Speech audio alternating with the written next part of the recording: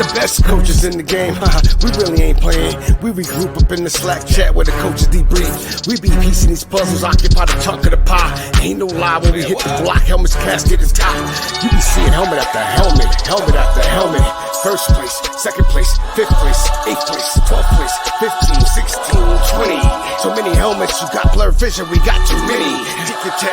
Oh man, shit. They got us fucked up. Army, regroup. We pledge always to have that edge. We don't fire warning shots. Competition just dropped. We locked and loaded before lock. Whatever the time, yeah. Do you even correlate? Being the best requires a willingness to outwork your competition. There's always someone smarter, faster, sharper, more naturally gifted to come around.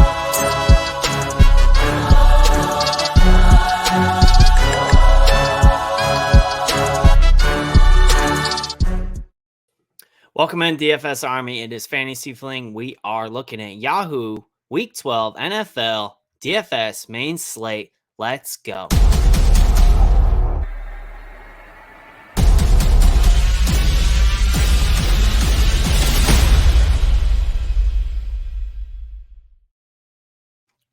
All right, so before we get into Week 12, I want to look back real quick at Week 11 to kind of just go over our cash game process. When we say cash games, we're thinking double ups, 50-50s, head-to-heads. So essentially, we're looking for high floor. Typically, we're going to want to play the chalk. So if you go over to DFS Army's chalkboard, specifically for like DraftKings, you have that access. If you just play on Yahoo, awesome. We now have the Yahoo ownership projections in the domination station. Use code FantasyFling for 10% off a VIP subscription if you're not a VIP. But this will kind of tell you who the chalk is. And typically, the reason why they're the chalk is they're the best place on the slate. So, we look to want to get off that chalk in one or two areas in tournaments, but specifically in cash games, we're only trying to be 50% of the field. So we're not trying to get cute. We're not trying to run a sweep, for example, on like 3rd and 5. That's a definition of getting cute. We are playing those chalk plays. So that said, last week, Josh Allen and Saquon Barkley, these were two of the chalk plays. Obviously, they didn't do very well, but it didn't really matter, right? Because we played the chalk. So most of the field had these guys, and it didn't hurt us by playing them.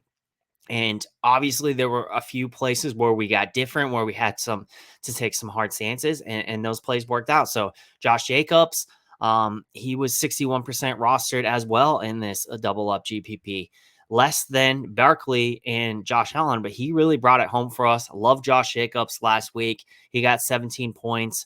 I told you Michael Pittman was very underpriced. So this is probably the place that we got different the most from the field, just kind of looking at the overall roster percentages and Pat Freiermuth. So I told you he was underpriced. He was 10 points. He smashed his salary, just considering that he was only $14.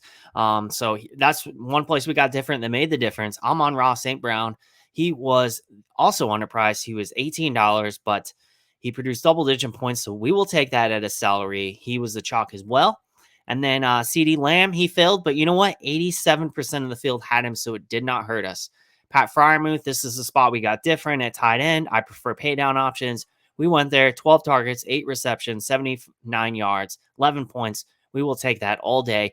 And then David Montgomery. So considering how heavy owned some of the other guys were, he was quite under-owned for cash games. We were all over it. I loved it off of Fields, not sharing carries with Khalil Herbert, a really positive game script for him. So we loved him going against Atlanta, horrible run D. It was a smash spot for us. So 29% rostered. He got 19 points. And this was really what was the difference between cashing and not cashing. And then we played the Raiders D because they were just a great pay down option. Broncos offense, not very good. So they got us 6 points. Overall, this lineup scored 101 points, which was 589th place out of 2,300. So again, you're only trying to beat 50% of the field. We don't get cute. This is what cash last week. We will look to do this again in cash. And then obviously I'll give you my stack of the week, and we'll have some tournament plays once the Yahoo article comes out. So when I look at the top cash plays of the week, We have potentially Justin Fields this week. He practiced, however, he does have a shoulder injury, and he's going against the New York Jets defense, which is way tougher than all the defenses he's faced for the last 5 to 6 weeks. So when we take that into consideration, Patrick Mahomes, he has the safest floor we can ask for. He has not scored under 20 points in 8 weeks. Chiefs has the highest projected team total on the slate at 29 points. He is second highest projected passing yards on the slate, according to our Statsational Power Rankings. By the way, I mention these Statsational Power Rankings very often. This is something you have access to as a DFS Army VIP. What this Statsational, he is one of the top sports betting and DFS pros in the world. And we basically use his projection model that guides us towards the best place each and every week. So this is something I tweet out a link to in my Yahoo article every week. So if you're on DFS Army and you see the Yahoo plays, you can click on the link. I also tweet it out at FantasyFling on Twitter as soon as I write the article. But as a DFS Army VIP, you have access to his power rankings and his projections for every week, which are very accurate. So use code FantasyFling for 10% off a VIP subscription. Now, Joe Burrow, I love Joe Burrow this week as well. He threw 4 touchdowns last week, and now he gets a matchup versus a Tennessee team that just gives up a lot of fantasy points to wide receivers.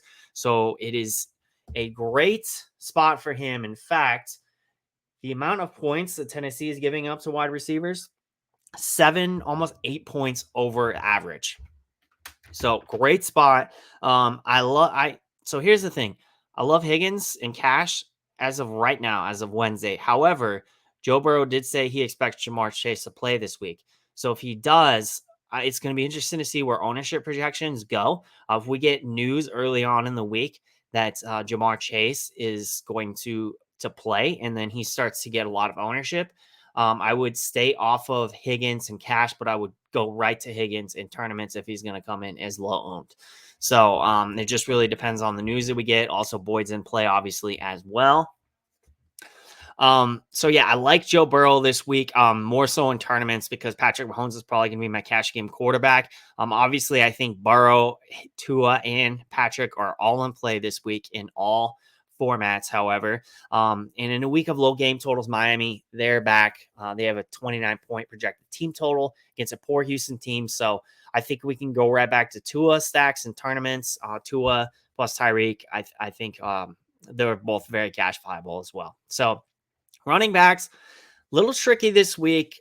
Eckler is the top guy above $30, but honestly, there's not a ton of value on the slate, and I'm just probably not going to any of the running backs above $30. So he is top 5 in projections. And obviously, he averages about 20 touches per game. Sees a lot of the goal line work. He's very good at breaking tackles and getting into the end zone at the goal line. He has a nose for that. But some of the guys that I like better this week, just, based on salary, Kenneth Walker, fresh legs off the bye week. He's got a Raiders team is bottom 10 in the league against a run. So Kenneth Walker, he's a good play for me, the young back. Obviously, they want to lean on him. That's projected as a high game total back and forth. So I definitely project Kenneth Walker to get into the end zone this week. Josh Jacobs, same game. I like him as well. I gave you Jacobs last week as we just went over. Solid cash game play. And he's averaged 22 carries, 22 and a half over the past 2 weeks. And that should continue this week. Seattle, they have the third worst run D in the league. So Jacobs is definitely in my cash lineup this week. Couple guys I like as well in the $20 range. James Conner, he made my list late. The Chargers are a great matchup for opposing running backs. He's only $23. Specifically, Kyler Murray, he might not play again this week. They're going to lean on the run, I feel like. So I love him. And then Jeff Wilson, Miami, they project Houston's a great matchup for opposing running backs. So they traded for Jeff Wilson right before the trade deadline. And it's really no surprise why the Miami projects his top 5 run offense this week. And with Wilson in there, he gave last time before the bye that he played, he got the full workload, when it was obviously a full week, not coming off the short week. He got 17 carries, 119 yards and a touchdown. So I think he, at his price, he's one of the best plays on the entire slate just based on the matchup. I do think he could play David Montgomery this week. It is a tougher matchup, but after 20 touches last week and, passing, rushing, he got 20 total, 121 yards and a touchdown, and his price only went up $1. So the Jets do have a good run defense, but with Fields nursing a shoulder injury, I expect the Bears to lean on the run, and Montgomery, he's just really priced too low for his role. So the domination station agrees is one of the top fantasy points per dollar plays. I do believe you need to have 1 to 2 guys, in the teen range. So you at least need like a $17 or $19 running back this week in your lineup. Over on Yahoo, we want to have the running back in the flex. So if you do that, obviously you're going to play Montgomery or the next guy, Antonio Gibson. He is the top fantasy points per dollar play this week with an 11, almost a 12-point projection going against Atlanta's 31st ranked defense. Now, the difference between Montgomery and Gibson, which I probably like Gibson is more of a tournament play, is Montgomery is no longer in a timeshare as he was with Khalil Herbert because Khalil Herbert's out on IR. Gibson is with Robinson. So, I prefer to save the $2 elsewhere and just pay that other $2 to play Montgomery if that is, kind of where your lineup construction is leaning you. So, and then injury pending, this will probably be more of a tournament play for me because Perrine is more of a he's a receiving back. So we like that more on DraftKings, in their full PPR. Yahoo half PPR, we don't love it as much. So he's more touchdown dependent, and we can't always bank on those. We don't know how many carries he's going to get without Mixon in the lineup because Mixon obviously left the game with a concussion. So if Mixon's out, I think Perrine's a great tournament play. But, if Mixon's in, obviously you don't like it at all. But even then, in cash, we don't really know who else is going to get the carries. So good tournament play, injury pending. Wide receivers, Tyreek Hill, 32% target share on the season. He's the top wide receiver projection on the slate at almost 17 points. And Miami as a whole projects top 3 in passing this week. So if you can afford the salary, Hill's a top pay-up option, a wide receiver. DeAndre Hopkins, only a fraction of a point behind Hill this week in projections. He's averaged only over 12 targets per game, 4 out of 5 games this year. Murray is back in the lineup this weekend. So if he's back in the lineup, I like Hopkins as cash viable, but Hopkins always has that tournament upside, obviously. So you can play him as well. Okay. So Devontae Adams, he is probably my top play this week just because he is such an elite wide receiver. He's currently 3rd in wide receiver just overall score for the year, and he's only $28. So if you look at the salary, you look at Tyreek Hill, $33, DeAndre Hopkins, $30. Some of these other guys, if they were on the main slate, Stephon Diggs, whatnot. Devontae Adams is 3rd overall in scoring, and he's only $28. It's crazy. So I don't understand how he remains this low, but I'll take it. I'll play him. 32% target share, and he's just underpriced. So you have to exploit pricing. Now, as I mentioned, T. Higgins, I love him if there's no Jamar Chase in cash. If there's Jamar Chase, I will not play T. Higgins in cash, but he will certainly be in tournament lineups for me. So Tyler Lockett, he's just one of those players who consistently gets in the end zone, gets a fair amount of targets, but his price never seems to climb. So he's perfect for your cash lineup. 3 touchdowns in 3 games, and his price, I believe, it's 20, it's $21, it's $22, it's 23, it's 20. It kind of stays the same. So really good. Christian Kirk has a great matchup this week. In fact, Jacksonville, he is going against Baltimore, which is a great matchup for wide receivers. He's only $21. He also has a high ceiling, so he gets in the end zone. There's a lot of decisions to make in that $21 range. We also have Keenan Allen back. His first week back, he got 8 targets for 94 yards. This week, he faces an Arizona secondary that's bottom 10 in fantasy points wide receivers. which surely leads Allen's top 7 receiver projection this week. So fantasy points per dollar, he's elite as well for wide receivers. There's a lot, and I'm going to get into that real quick. As far as wide receivers, we have a lot of fantasy points per dollar options, and this is why you want to have the domination station at your disposal. Chris Olave, 22% target share. So if you're looking for a wide receiver in the teens, he's a good guy to have. Number 1 passing option in the Saints offense, and he has gotten over 100 yards a lot of times. He's had 6 games over double-digit points. $17 floor is decent enough to be cash viable. Garrett Wilson, he's only $14. Zach Wilson was benched, and really anybody but Wilson at this point is just better for Garrett.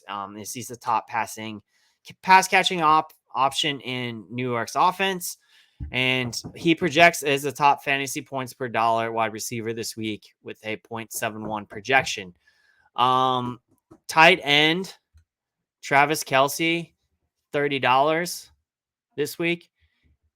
15-point projection would be good enough for 4th best among all wide receivers. Despite this high price, he's priced appropriately for his floor and upside. He's in play in all formats. So next we have George Kittle. He's $16. 4 touchdowns in his last 4 games, and yet his price is the lowest it's been all season. And really, it's kind of, I don't know what Yahoo is doing with his pricing, but he is my favorite cash game tight end this week. And then Greg Dulcich, top fantasy points per dollar play this week for tight ends. His 20% target share is elite for tight ends, and he's a mismatch on the field despite Denver's poor defense. The upside is there, but I like Kittle's floor better at only $2 more. And then Denver Broncos. So we're going to go to defenses. Denver Broncos, $15. Miami Dolphins, $12. Denver has a top 3 passing defense this week. They get Baker Mayfield, who has as many interceptions as touchdowns this season. We have Miami Dolphins, easily one of the best teams in the league, and have a strong rushing defense that should neutralize Dameon Pierce. This should force Mills to pass more, and the newly acquired Bradley Chubb and company will look to go after Mills and create turnovers. This is my favorite play on the slate. So next, Los Angeles Chargers, one of the top fantasy points per dollar plays this week on the slate. If Colt McCoy gets a start again, I like the Chargers this week at minimum pricing. As far as my top Yahoo stack of the week, I like Joe Burrow and Higgins, as I alluded to. And as far as Yahoo stacks, we are going to get Yahoo projections a little bit later, but I like Burrow and Higgins, and then I would like Boyd because I do expect those guys to be lower owned. If Chase does play and his chalk isn't too high, I certainly would play him, but I do love the Cincinnati stacks this week. Stay tuned for my article, which I will update over the weekend as well as we get the Yahoo ownership projections. I will give you my top leverage plays. Thank you for listening. Please be sure to like, comment, subscribe, and share. Hit that notification button so you never miss an episode. We will see you all next week.